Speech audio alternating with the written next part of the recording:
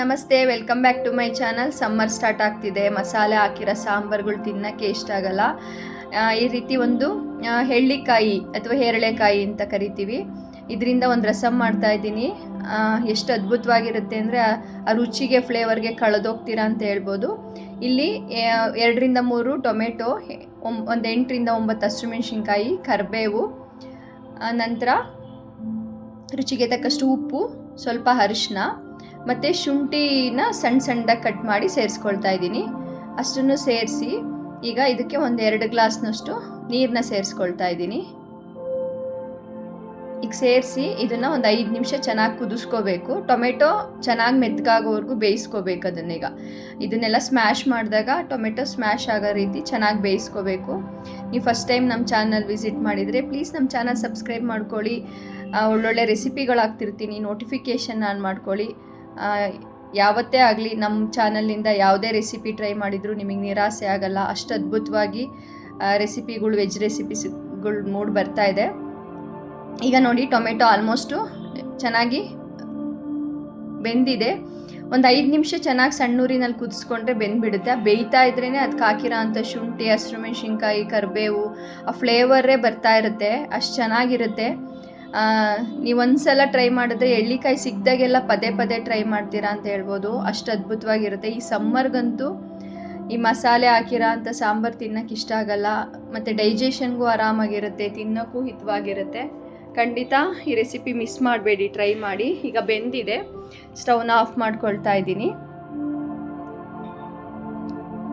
ನಂತರ ಈಗ ಇಲ್ಲಿ 1 ಎಳ್ಳಿಕಾಯಿ ಬೇಕಾಗುತ್ತೆ ನಾನು ಮಾಡ್ತೀರಾ ಅಂತ ಒಂದು ರಸಮ್ಗೆ. ಎಳ್ಳಿಕಾಯಿನ ಕಟ್ ಮಾಡಿ ಆ ಜ್ಯೂಸನ್ನ ತೆಗೆದು ಎತ್ತಿಟ್ಕೊಳ್ತೀನಿ. ಈಗ ನಂತರ ಇಲ್ಲಿ ನಾನು ತೊಗರಿಬೇಳೆ ಮತ್ತು ಹೆಸರುಬೇಳೆನ ಒಂದು 2 ಸ್ಪೂನಷ್ಟು ಈಕ್ವಲಾಗಿ ತೊಗೊಂಡಿದ್ದೀನಿ. ಅದನ್ನು ಬೇಯಿಸಿ ಎತ್ತಿಟ್ಕೊಂಡಿದ್ದೀನಿ. ತುಂಬ ಬೇಳೆ ಬೇಕಂತ ಇಲ್ಲ, ಸಾಂಬಾರ್ಗೆ ಹಾಕೋ ಅಷ್ಟೆಲ್ಲ ಬೇಕಾಗಲ್ಲ. 2 ಸ್ಪೂನ್ ತೊಗರಿಬೇಳೆ, 2 ಸ್ಪೂನ್ ಹೆಸರುಬೇಳೆ. ನಂತರ ಟೊಮೆಟೊ ಬೇಯಿಸಿ ಇಟ್ಕೊಂಡಿದ್ನಲ್ಲ, ಅದನ್ನು ಚೆನ್ನಾಗಿ ಸ್ಮ್ಯಾಶ್ ಮಾಡ್ಕೋಬೇಕು.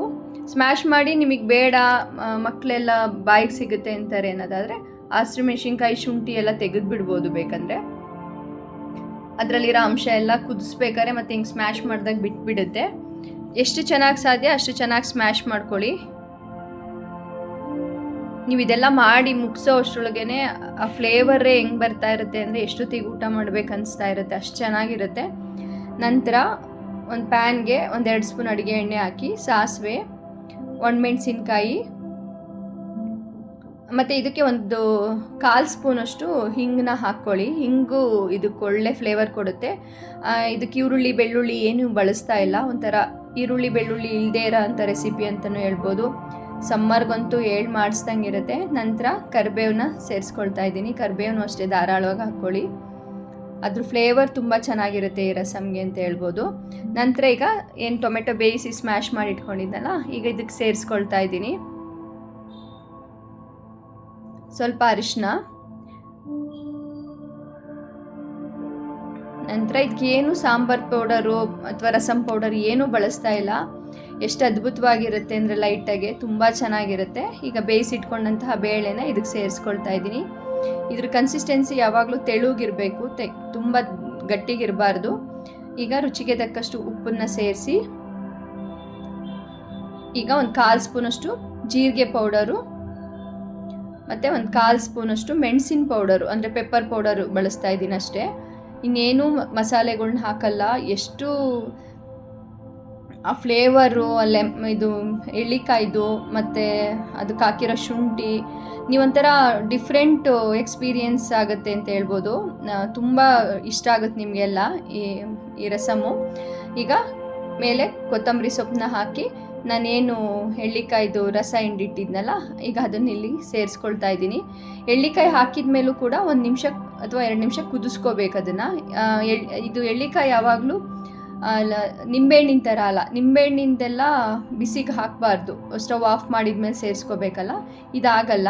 ಈಗ ಚೆನ್ನಾಗಿ ಕುದಿಸ್ಬೇಕು. ಕುದೀತಾ ಇದ್ರೇ ಆ ಮನೆಯೆಲ್ಲ ಎಷ್ಟು ಗಮ್ಮಂತ ಇರುತ್ತೆ ಅಂದರೆ ಎಷ್ಟೊತ್ತಿಗೆ ಬಿಸಿ ಬಿಸಿ ಅನ್ನಕ್ಕಾಗಿ ತಿನ್ಬಿಡೋಣ ಅನಿಸ್ತಾ ಇರುತ್ತೆ. ಅಷ್ಟು ಅದ್ಭುತವಾಗಿರುತ್ತೆ.